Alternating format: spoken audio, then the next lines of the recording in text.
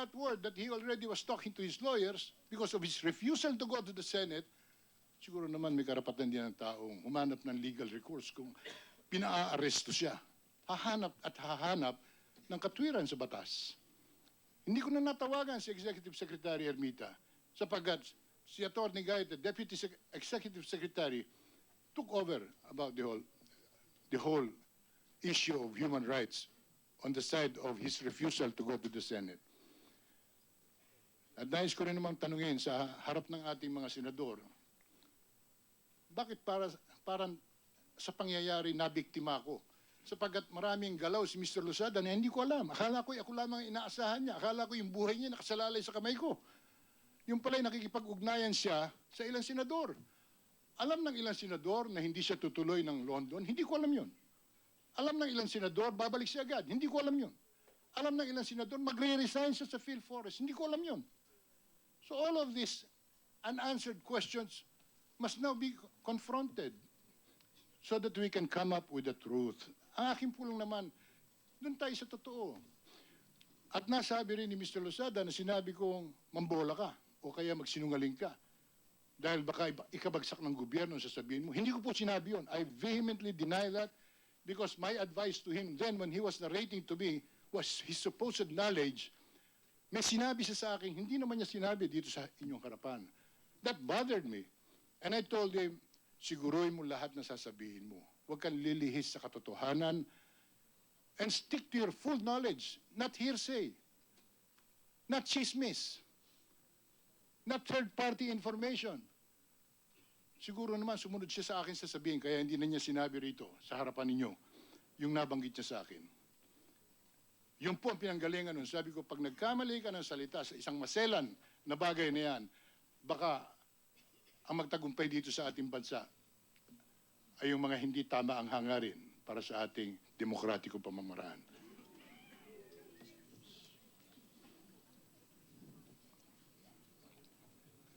Anyway, gentlemen, masasabi na lamang. The gallery is just advised that please do not make any, please do not express any emotion while everyone is testifying. Thank you very much. Magpapasensya lang po kayo sapagkat alam niyo, sabi ko nga sa inyo, isa lang ang aking tanging yaman, ang pangalan. Mr. Chairman, personal privilege. Senator Enrile. Minamarapat ninyo. Ano po ba yung sinabi ni Ginoong Losada dito sa amin?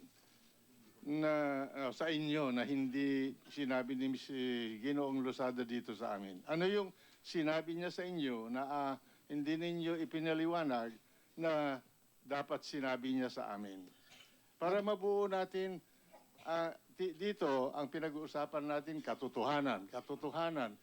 Kung minsan yung katotohanan na nagiging kalokohan, pero yung kalokohan nagiging katotohanan. Kaya dapat sabihin natin kung ano yun. Ano yung mga sinabi niya sa inyo na hindi nakarapat dapat banggitin dito para malaman natin ang pawang katotohanan.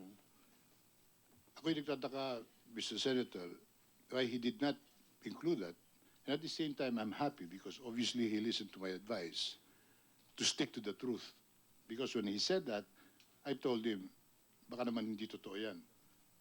Na meron daw mataas na opisyal na nagsabi sa kanya, o may ginawa sa kanya hindi tama. Ano yun? Dinuraan po ako. Sinabi niya sa akin yun, hindi niya sinabi sa inyo. Obviously, he listened to my advice. Stick to the truth. Because it is not correct. I think you have to ask him that, not me. Because ang sabi ko sa kanya, wag kang magsabi ng hindi totoo. Ay, hindi niya sinabi yon, ibig sabihin, hindi totoo. But anyway, at that point in time, ako po naman ang tanging nakikinig lang sa kanya. Wala pa ho siya sa inyo.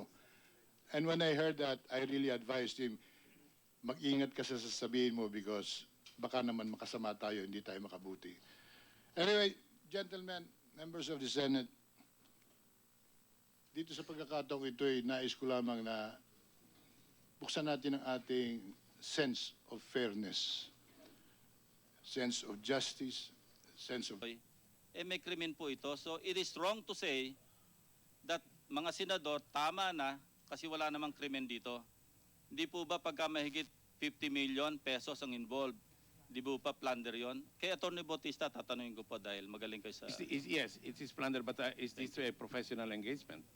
Okay. Anyway, Yeah, I thank mean- you. So,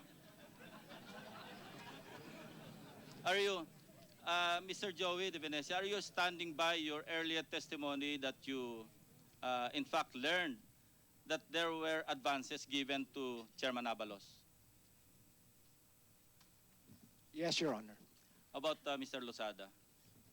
Opo, Senator.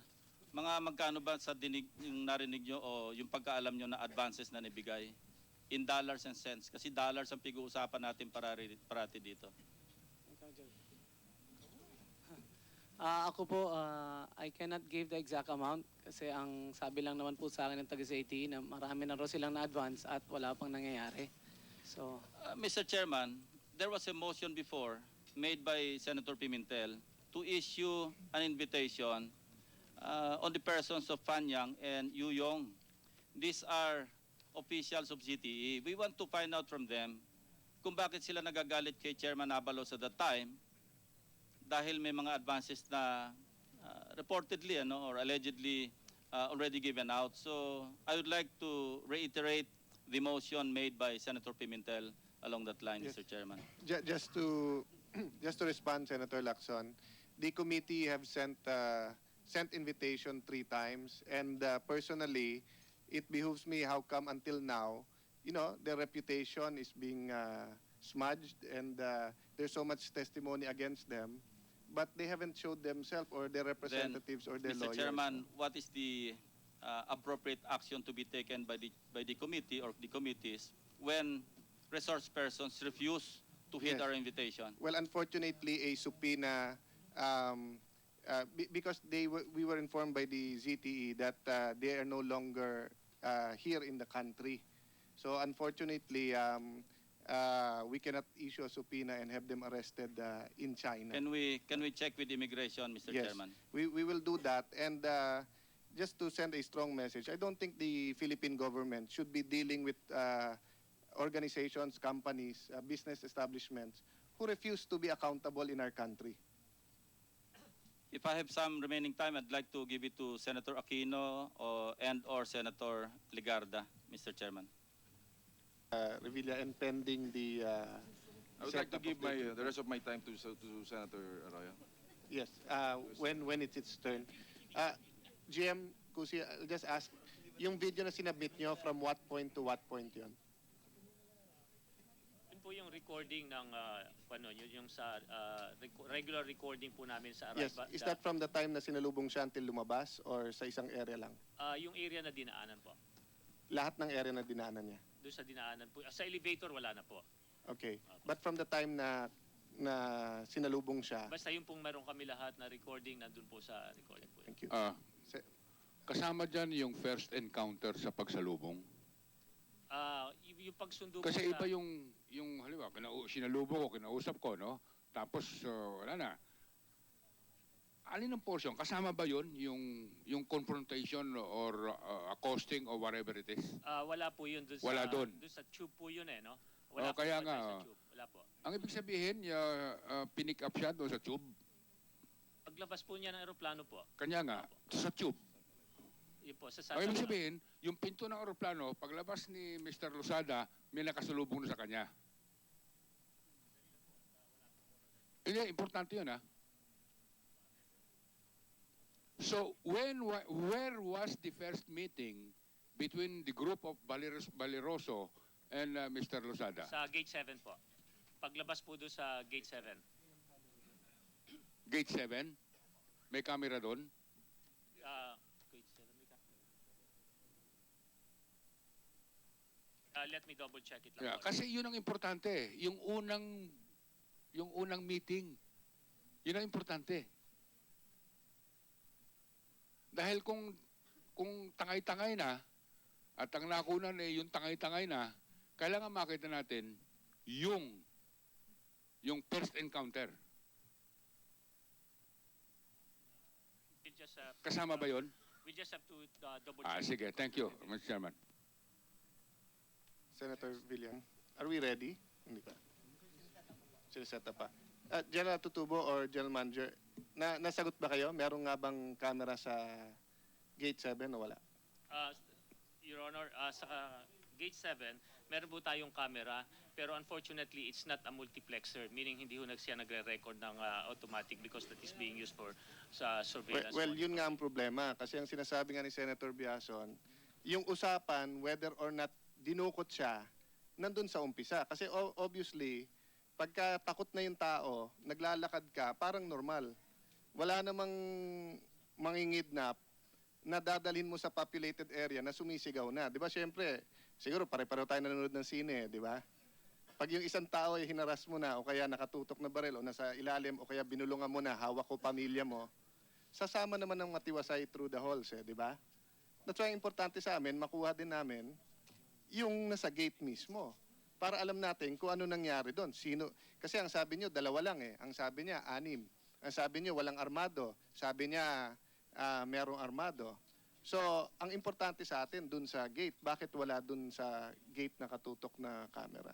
Tumawag kayo dun sa lead car kung nasaan si Ginoong Losada at pinapunta nyo sa Outback dahil tumawag daw yung abogado ni Ginoong Losada. Tama po ba yun? Yes, Your Honor. Sino pong nagsabi sa inyo na abogado ni Attorney Losada ang imimit ninyo sa Outback? Si General Hilumen po, Your Honor. Sabi ni General Hilumen. Yes, Your Honor. Hindi po ba tama, Ginoong Losada, na unang pagkakataon yung na-meet si Attorney Bautista sa Outback? Opo, Mr. Senator. So wala po kayong hinihiling bago nun na maging abogado nyo si Attorney Bautista? Wala po. Kilala nyo po ba siya bago nun? Hindi po. Alam nyo po bang siya ang abogado ni Attorney Neri? Hindi rin po. Ni Secretary Neri? Hindi po. Maraming salamat po. Kay Secretary Atienza, Sir, may empleyado po ba kayong Valeroso ang pangalan? Wala po. Kay Roger, kay Rodolfo, kay Rogelio, may Valeroso po ba kayong empleyado sa DENR? Wala po. Sabi po kasi ni General Lason, and I'm quoting yesterday's Star article entitled, Razon, we carried out our mission. In the subsequent page, but further search revealed that Valeroso is a retired policeman and now working at the DENR, Razon told ABS-CBN. Saan po nakuha ni General Lason yun kung wala po kayong empleyado na Valeroso sa inyong tanggapan? Palagay ko po, nagkaroon lang siya ng appreciation. Sapagkat ako po ang humiling ng security, akala niya siguro yung reception o yung pinaka-point man to really identify Mr. Losada would be a DNR employee. But he is not. Pwede po General bang Lason? sumagot, Yes, sir. Saan niyo Your po Honor, nakuha yun? Mr. Chair? Marami po salamat, Your Honor, Mr. Chairman. Yan po ay lumabas sa pahayagan at aking kaagad kinurek po yan. Sabi ko, ako po ay nagkamali. Si Mr. Valeroso ay hindi connected sa DNR at napagalaman namin siya ay empleyado ng Aviation Security Group. Alam nyo, itong si Valeroso, parang ito yung makapili ng panahon ng hapon na may kailangan tumuro kung sino ba yung subject na isa-secure ninyo dahil tila walang nakakakilala kay Ginoong Losada. Sa inyong pagkakalam, paano ba nakilala nitong si Valeroso si Ginoong Losada kung hindi sa konektado sa DNR, hindi naman sila magkakilala bago nun, bakit siya yung kailangang nandun, ASG pa man din, natuturo kay Losada na ito nga yung subject natin? Your Honor, Mr. Chairman, hindi ko po alam yon and yan po ay operational matter nung nag-coordinate po ang PSPO sa Aviation Security Group. Ang pagkaalam ko po, doon lumabas po si Rolando Valeroso. Pakisama na lang po sa inyong report kung hindi nyo po nalalaman mula kay General Hilumen kung bakit nga nagkaganito ito at anong papel ang ginampanan ng isang ASG sa clearly PSPO operation. Sige po, Mr. Chairman. Salamat po, General Son. Kay Secretary Atienza pa rin po. Sabi ni Ginoong Losada, tumawag daw kayo sa kanya at sinabi nyo, okay na yung immigration. Nakausap nyo po ba si Commissioner Libanan tungkol sa immigration na huwag pansinin ang pagdating nitong si Ginoong Losada? Ako po nagtanong lamang kung merong warrant of arrest sa immigration. Sapagkat yun po naman ang talagang pinangangamba ni Mr. Losada. So nakausap niyo po siya? Sabi sa akin, meron pong alert notice something like pag dumaan, kailangan i-report. So tinawagan niyo nga po si Commissioner Libanan. Ngayon, sabi po ni Mr. Losada, tinatap daw po ang telepono niya dahil sabi ng mga nasa loob ng sasakyan, tigilan mo na yan kaka-text mo, minomonitor din lang naman namin. Secretary Atienza, bakit po ninyo minomonitor yung text Hindi messages? po ako nagmamonitor. I quote I your would like to correct that. I quote your testimony earlier, Secretary Atienza, delivered about 11:50, 11:55 a while ago in connection with the question of Senator Biazon. I quote, "Meanwhile, may sumusunod daw po, merong nagte-text. Meanwhile, we're trying to trace all of these messages coming into the phone of Mr. Losada." Saan po galing I yan? have nothing to do with the texting, communication that was coming from the car where Mr. Losada was. Saan po galing Hindi yung po statement ako, yung yun wala kanina? po akong kalaman doon. Ang akin yung safety ni Mr. Losada, ang aking sinubukang check-in. At ako po naman ay nakontento nung panatag naman ang aming usapan. Gaya ng nasabi ko, Secretary Atienza, sabi niyo po kanina, tinetrace ninyo ang mga text messages Hindi na po ako. pumapasok sa Again, telepono. I reiterate my position. I don't know why the good Senator, Mr. Chairman, insists. Hindi po ako nagsabi nung ganun kanina. I don't know where the good Senator got it, Mr. Chairman. Under oath, Secretary Atienza, you deny having said that earlier this morning? Tracing the... Baka sinasabi nila yung aming pag-uusap where he was showing me death threats earlier. Earlier, but not in the car, Mr. Chairman. Ang quote ko nga po, base po sa aming transcript na binasa ko po kanina, at tiningnan na rin po namin sa ANC yung footage nila kanina. Kung ano nga ba talaga ang sinabi niyo dahil narinig ko po yung kanina. May sumusunod daw po, merong mga nagte-text. Meanwhile, we're trying to trace all of these messages coming in. Hindi, wala po ako sinabing tungkol sa text messages while he was in the car. Ang akin po sinabi, Mr. Chairman, yung nag-usap kami about death threats, he was showing me about a number of text messages actually threatening his life. Yun po yun. But in the car, I had no contact with him except a number of times where I inquired about his safety, his well-being, at tiniyak ko sa kanya, tiniyak ko sa sarili ko that everything was going all right. Kaya sa loob ng auto po, sa opisina o saan man, tinetrace niyo po ba yung mga text na pinapadala o pinapadala Ako mula po ba sa ang telepono? tinutukoy ninyo, Mr. Chairman? Opo, base po sa Wala po sinabi ako niyo kanina. sinasabing tinetrace ko ang text messages ni Mr. Losada. Hindi ko po sinabi yun. At I totally deny that. Wala po ako sa habit na makinig sa mga text messages. Mr. Chairman, the proper time we will confront Secretary Atienza with the transcript and if at all with the footage. Well, I'd like to of- correct that. If it is shown to me that the transcript reflects that, then I'm denying it. Because saksi naman ang lahat na wala akong kapasidad para makinig sa mga text messages. Tatanggapin ko po yung pansamantala, Secretary Atienza. Patungkol po dun sa travel authority ni Ginoong Losada, sabi niyo po kanina FYI lamang kayo o binibigyan lamang kayo ng notisya. Hindi po ba na kailangan aprubahan ng inyong tanggapan bilang nakatataas na opisyal ni Ginoong Losada ang kanyang pagbiyahe? Actually, it's between informing and authorizing the travel. Because they are an independent private corporation run by Mr. Losada himself. Nakalagay po sa inyong sulat kay Ginoong Romulo na stamped lamang yung date at yung sulat ni Ginoong Losada na sinulat lamang din yung date na in accordance with Executive Order Number 298, Series of 2004, you are hereby authorizing him to go to London and wherever That is else. the normal language, Mr. Chairman. But does that mean to say that he could leave even without your permission? No, he asked permission, Mr. Chairman. So he has to get your consent before he can leave. In Your effect, approval. in effect, he notified us about his travel. Hindi po. Bibigyan po niya kayo ng notisa pero ang tanong ko po, makakaalis ba si Ginoong Losada on an official trip without your authorization? Pwede po. Makakaalis po siya. Pwede po. Will he be suffering any penalties If afterwards? anything arises out of the travel, any question arises out of it, then he would really be asked to explain. Bilang huling katanungan ko po sa inyo, Ginoong Atienza, Secretary Atienza, forgive me. Sabi niyo po kanina, pinagtatanggol niyo yung pagtawag niyo kay Executive Secretary na normal na tawagan ng isang Executive Secretary dahil cabinet member po kayo. Tama po ba yung pagkakadinig ko na? The Executive Secretary, Mr. Chairman, is the head of the whole bureaucratic administrative bureau. So wala pong masama na tawagan niyo si Secretary Ermita tungkol dito at tungkol sa anumang bagay? Wala po. I am in close contact with the Executive Secretary on all matters. And the same is true if at all, Secretary Atienza, with the President. Wala rin ho masama na konsultahin nyo siya sa anumang bagay dahil siya ang Pangulo at alter ego po niya kayo. Not consulting, but actually following the mandate given us by the President, no less. We're So all in much so- government. We're all in government pursuing our vision. So much so that you won't do anything unless it is authorized, allowed, or consented to by either the President or through the Executive Secretary. Hindi po naman.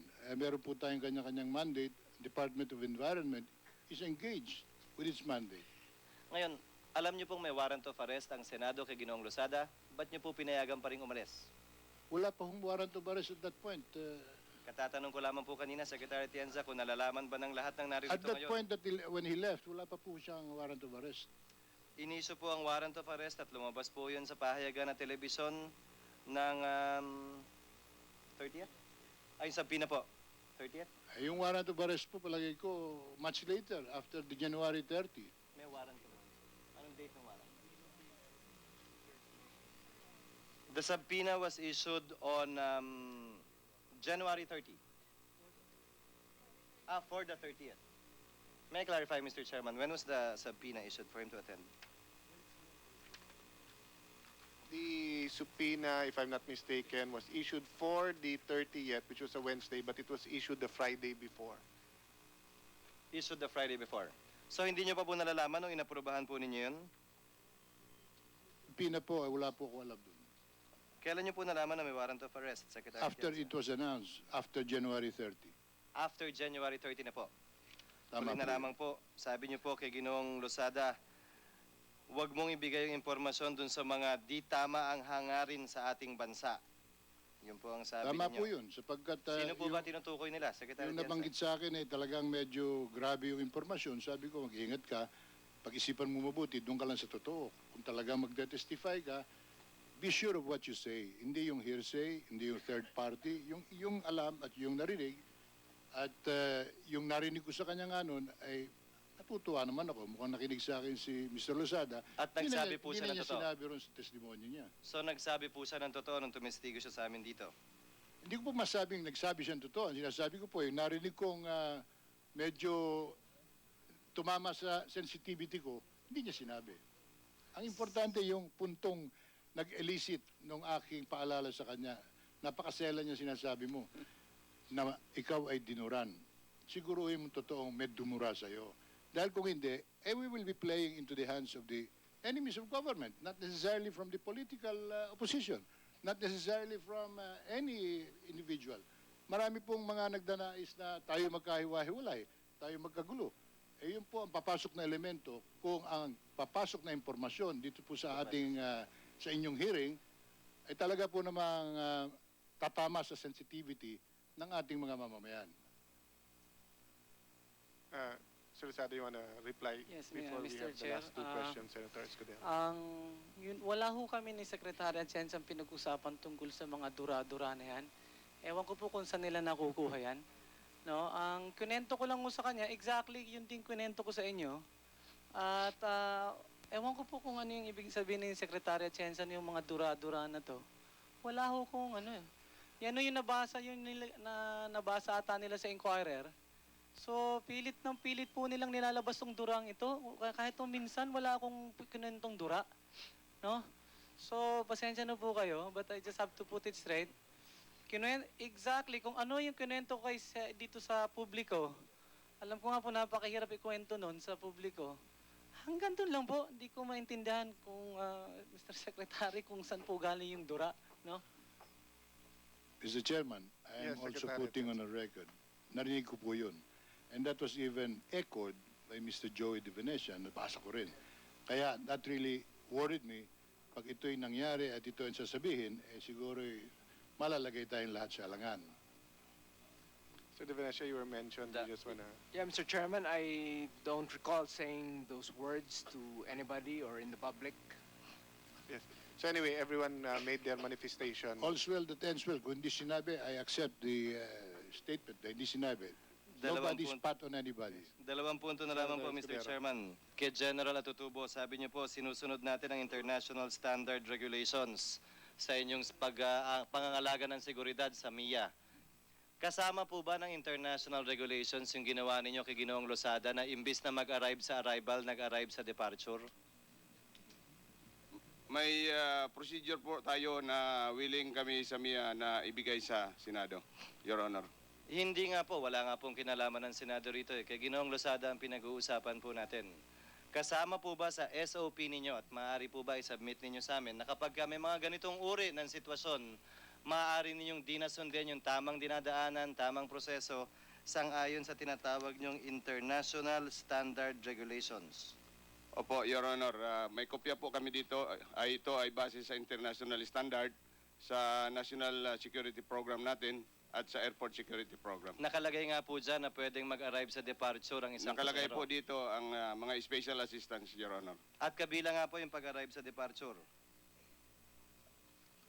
General Tubo. Sinusunod po lang namin yung procedures na nakakasa dito po, Your Honor. So you're stating under oath that in that document you're pointing to, may nakalagay po dyan na posible at pwede idaan ang isang pasahero under extraordinary circumstances. Yes, sa, Your Honor. Sa departure at hindi sa arrival. Yes, Your Honor. Can you identify the particular section, sir?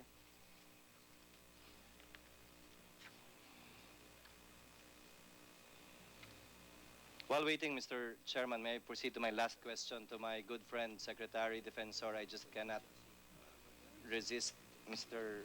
Chairman. Magkaibigan ba tayo, Mike? Palagay ko naman, Your Honor. Salamat naman, Mike, kasi katulad ni Ginoong Losada, kung kaibigan mo palat na problema, aabutan mo agad ng 50,000 kapag kakailangan niya. Aasahan ko pag dumating ang panahong yan na ganyan din ang gagawin mo. Your Honor, I recall in 2005 December, tinawagan niyo po ako. Sabi mo, Mike, magma-martial law. Sabi ko, pare, walang ganyan. Sabi mo, pare, hindi. Confirm yung reports. Sinabi mo sa akin, pare, kung ano man mangyari, alalayan mo ko. And if you recall, Your Honor, sabi ko sa iyo, pare, pagka ganyan ang usapan, hindi lang kita alalayan, kasama mo ko. And I recall earlier on, I was referring to Senator Jinggoy. When he was in jail, he called me up and he said, pare, naging secretary ka na, hindi mo na ako dinalaw. In 30 minutes, Your Honor, I went to veterans and visited them. Iba yung politika, Your Honor, iba yung paninindigan natin, pero yung pakipagkaibigan, hindi naman siguro dapat magbago. I confirm that, Mr. Chairman. Mr. Chairman, bakit siya lang nagpapaalala sa inyo kung mag-martial law? Opposition din kami. Your Honor, hindi po kayo tumawag sa akin ng sitwasyon, pero kasama rin po kayo sa alaala ko. Thank you. Mr. Chairman, I confirm that may parto nga lang yon. Nung maraming kaguluhan sa labas, tumawag din si Mike at sinabi, Cheese, magkakagulo na yata, ikaw nang bahala. Pinangako ko rin po kay Mike, hindi po lalampas ng 5 taon, titiyakin ko, mapapardon po siya. Isang tanong na lamang po, Ginoong Defensor. Bakit po tuwing may tetestigo laban sa gobyerno, bakit po tuwing may nakikidnap na testigo, palagi hong pumapasok yung pangalan ninyo? Dahil ba sa dami ng kaibigan nyo? Hobby nyo po ba to? Pastime nyo po ba to? O hilig nyo lamang pong gawin? Your Very Honor, good question yan, ha? Very good question. thank you, Your Honor, for that Thank you, question. Manang Joker. Thank you, Your Honor, for that question. Alam niyo po nung, and I know you're referring to the case of Udong Mahusay, which unfortunately, hindi po nagkaroon ng investigasyon para mapaliwanag. Si Udong ho kasi kababata ko at inaanak ko sa kasal. Noong time po na yon, talaga pong sumama siya, in deference to Senator Lacson, talaga pong sumama siya. Pero that morning, nakatira po sa akin yung nanay niya at saka yung asawa niya. At yung kapatid po niya, security aide ko, now with Senator Miguel Subiri. And tumawag po, umiyak. Sabi niya, Ninong, si Udong ho nandito sa telepono. I got the phone, sabi ni Udong Mahusay, Ninong, sunduin niyo ako. We were not with special forces, we were not with military personnel nor police. Kami lang ho, kasama ko yung asawa, yung anak na that time she was I think 7, 8 years old, at yung 2 kapatid. At sinundo ko sa Tagaytay. From there, kaya nga ako sa takot namin, dinala ko doon sa PNPA compound. And I think after that investigation, everything was clear kung bakit siya nag-isip ng ganon. Sinakay din sa PSG chopper. Wala po, Senator. Ang katotohanan po, sa PNPA compound, nung nandun kami, nung tumawag po kami sa PSG and sa media, dumating ho yung mga choppers. Pero ang ginawa ko po, hindi ho kami sumakay doon. Ako pa rin ho nag-drive pa uwi. Nagpaalalay na lang po kami. And that was properly explained, Mr. Senator. Hindi ko po kinuha si Dong. Siya po ang nagsabi na, Ninong, kunin mo ako. And again, I apologize for saying this. Ang sinabi niya lang, Ninong, baka patayin po ako. In the case po of Losada, yes sir, yun lang po naman, nabanggit ko lang po. In the case of Losada, biruin nyo naman Tuesday, umiiyak yung asawa. Sabi sa akin ni Romy Neri, okay na the next day. Pagkatapos may writ na i-final sa korte. Sino ang hindi mag-iisip? Siyempre, sa isip ko rin, baka may nangyayaring hindi maganda dun sa kaibigan ko. So, ang instinct ko po, hanapin siya. And good thing that, there are certain media personalities who I was involved with and discussing with to clarify this issue. Kaya po, ang pakiusap nga kay John after this, after my testimony, gusto ko na bumalik ng private sector. Wala na ho kami salitan. Total naman, lahat ng sinabi ko, sinabi niya, nagkakaisa kami pareho. Gusto ko naman manahimik para makapaglabaw po ako at makapagluto na mabuti sa aming bahay. So sa maikling salita, Secretary Mike, hindi nyo hobby, biso o ginagawa talaga yan, nagkakataon lamang? Mabigat pong hobby to. Napaka-pressure. Tapusin ko na lang po, Mr. Chairman, kay General Atutubo, ang particular pong section para hindi po mahirapan maghanap ang komite. Yes, Your Honor. May sitwasyon na sa operational situation na kailangan ang judgment call. In addition to that, dito sa Memorandum Circular number 10 on number B4 ay nakalagay po doon ang lahat ng procedures. Isasubmit po namin ito, Your Honor. Maraming salamat po, General Atutubo. Aasahan po namin yan. Matanong ko na lang po bilang huling tanong. Sabi niyo po sa Inquirer noong ika-10 ng Pebrero, I quote, I will be the first to testify. I will tell them that the Senate Sergeant-at-Arms did not say in their request for airport passes that they were going to serve a warrant to Losada. Do you confirm that statement, sir? Yes, Your Honor. Kasi natanggap ko na lang yung request dahil after ng incident nung nag-iimbestiga na kami. Hindi po yun ang tanong ko. Kayo po ba yung unang tumestigo dito po sa pagdinig o kayo po ba yung huli?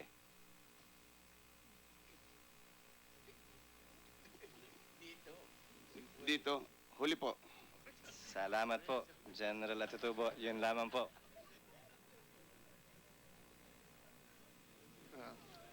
Anyway, Senator Escudero, the first will be last and the last will be first. So. Senator Lacson said that way back in December, he was already talking to you. Yes, that's what he said. I don't know whether I was quoted wrong, but way back in December, he was talking to you. Sino po ba ang tinutukoy, Mr. Chairman? Ako po ba o... So, Mr. Losada. Mr. All right. Now, if that is true, that you were talking to Senator Lacson, now, you have not talked to anyone. Who were the other senators that you were talking to way back in December? Wala pa pong iba nung December. Wala. Only Senator Lacson. Opo. All right. So, Secretary Atienza, your insinuation that senators are involved here is not correct. Ang sabi ko po kanina, isa sa mga nakagawa ng malaking intriga dito sa usaping ito ay parang maraming nakakaalam ng intensyon ni Mr. Losada at maraming nakakaalam ng movement niya at may nakakausap siyang mga senador. Sapagkat akala ko all the time, sa akin lang siya nakasandal kaya all out naman ang tulong ko sa kanya on matters of security. No, I raised that question, Secretary. We'll just make this very, very brief since our session has already started. And I would like to ask General Atutubo some questions. General Atutubo, nasan po kayo no February 5 ng hapon? Nasa Manila International Airport, Your Honor. Alam mo ba na nakatakdang dumating si Jun Losada nung araw na yan? Hindi ko po alam. Nalaman ko lang po nung nanggaling sa media na nagre-request sila ng passes. So sino po ang nag-utos sa inyo na sunduin si Jun Losada sa airport? Trabaho po namin yon at alam ng General Manager at may guidance sa amin to ensure ang safety ni Mr. Losada at not to disrupt yung General, sabi ni General Manager ng airport, Mr. Cusi, na hindi niya alam yung mga pangyayari. Tapos ngayon sinasabi niyo alam ni Mr. Cusi. May binasa po ako kanina nung sequence chronology of events at nagsimula po yon na nalaman namin na sa media at sa coordination ni Superintendent Mascareñas, tuloy-tuloy po yung kanina yung nabasa ko. So, sino nag-utos sa'yo na sunduin si June Losada? Si Cusi ba? Si Mr. Cusi ba? Your Honor, ang guidance ng General Manager ay to ensure ang safety ni Mr. Losada. Ang tinatanong ko kung sino nag-utos. Of course, we're all after the safety. Tinatanong ko lang sa'yo kung sino nag-utos na sunduin mo sa may tube si June Losada. Ordinaryong trabaho po namin yon to ensure ang safety at lahat ng VIP ay ina-assist namin, Your Honor. Alam mo, General, di mo sinasagot yung tanong ko, sino ang nag-utos sa iyo? Very simple. Yes, Your Honor. Walang nag-utos at discretion at operational judgment call yun, Your Honor. Discretion mo? Yes, Your Honor. Okay. Why did you consider June Losada as a VIP? Base doon sa coordination ng ibinigay ni Superintendent Mascareñas. Okay, how do you differentiate a VIP from any other person? Nakalagay po doon sa sinabmit ko kanina, Your Honor, sa Memorandum Circular 10, nakalagay po doon lahat ng description ng category, Your Honor. Sino-sino sa tingin mo ang mga VIP? Bukod kay... Opo, Your Honor. Magmula po sa... Mula sa Presidente, Presidente. Vice President, Yes, Your Honor. Senate Pati President. na Head of State, mga visiting Head of State. Sino pa? At Senador, Congressman, at mga iba pang nakiki-coordinate na galing sa Senado at sa DFA protocol. Pati ang government employee, kinukonsidera mo bang VIP? Katulad ni Losada. VIP in the sense na may special assistance dahil sa coordination ng Senado. PNP. Opo. Nag-coordinate ba sa Senado? Nag-coordinate na tumawag sa akin si Colonel Di Macali pero hindi niya sinabi kung sino ang susunduin at magsiserve ng warrant of arrest. Wala po yun, Your Honor. Pero beforehand, bago mo sinundo, alam nyo na may warrant of arrest na in-issue ang Senado kay June Losada? Hindi po namin alam, narinig namin na may mag-a-appear siya dito sa Senado, Your Honor. Hindi mo alam na may warrant of arrest in-issue? Hindi ko po alam, Your Honor. Well, sa iyong definition, General Atutubo, kung alam mo na may warrant of arrest na in-issue ang Senado nung dumating si June Losada, at alam mo bilang Assistant General Manager ng airport, alam mo na naghihintay ang mga otoridad ng Senado o particularly our Sergeant at Arms here in the Senate, hindi ba karapat-dapat lang na i-turn over mo si June Losada hindi sa mga pulis kung hindi sa Sergeant at Arms ng Senado? Hindi ko po alam, Your Honor, na nandun ang Senado, nandun ang representative ng Senado, ang Sergeant at Arms, kamag-anak, pari o kung iba pang representative, Your Honor. Hindi mo alam na may tiga-Senado o tiga-Sergeant at Arms dun sa airport na nag-aabang din sa pagdating ni June Losada? Hindi ko po alam, Your Honor. I was never informed, Your Honor, na nandun ang Sergeant at Arms sa airport. I thought merong sulat sa inyo, merong tawag sa inyo na nakikipag-coordinate. May bisita ang Senado. Kasasabi mo lang na tumawag sa iyo. Ngayon, dinideny mo na wala ka alam. Totoo po yun, Your Honor. Yung tumawag sa akin ay tinitreat namin yun na ordinary conversation for ordinary passengers. Hindi po nabanggit na sasalubong sila kay Mr. Losada at hindi rin nasabi na magsiserve sila ng warrant of arrest. Kanina sinabi mo VIP, ngayon ordinary na lang. Ano ba totoo na? Pati ako naguguluhan eh. Totoo po yun yung sinasabi ko, Your Honor. Ano nga description mo kay June Losada? Ordinaryong pasahero o VIP? Nung matanggap namin ng coordination after kay Superintendent Mascareñas ay dahil sa sinasabi niyang maximum security kaya nag-provide ako ng personal supervision doon, Your Honor. Kaya nga ano mo? VIP ba siya? Kasi kanina VIP, ngayon ordinaryo. Ano ba tingin mo kay June Losada? Hindi ko po siya kilala.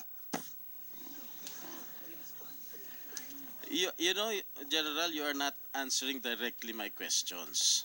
What do you think is, in your own personal opinion, do you treat June Losada as a VIP or not? After coordination with the security of Superintendent Mascareñas, we considered him as a VIP, Your Honor. Not as an ordinary passenger, as what you have narrated to me just now.